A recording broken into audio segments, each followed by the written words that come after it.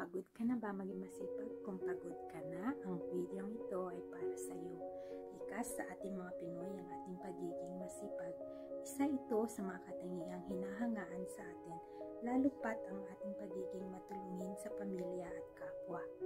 Ngunit ang realidad ng buhay, lalo na't pag nasa ibang bansa ka, ay halos lahat ng ating kinikita ay napupunta lamang sa ating bills, at sa taas ng mga bilihin ngayon ay kay hirap naman talagang mag-ipon.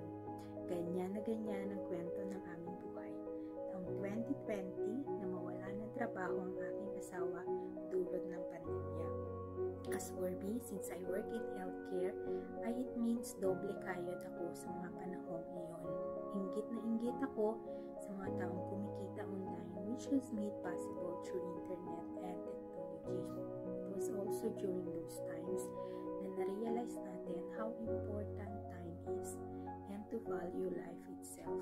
Ang realidad na busy tayo, kumita ng pera and to make a living, to the point na we sacrifice a lot of time away from our family and we miss a lot of milestones and occasions, and at the worst, our health also suffer. So it was during those times that I saw an ad just like this. Tulad mo at tulad ng karamihan ay nagtaas din ako ng kilay at kinwestiyon kung gaano nga ba katotoo ang negosyo. Here I am 2 years after running my own internet-based business. Ang kagandahan po sa negosyong ito ay nagbibigay ng oportunidad sa ating mga regular employees to run a business that is legitimate. You don't need any educational background or prior experience. We are from different backgrounds and we have different careers.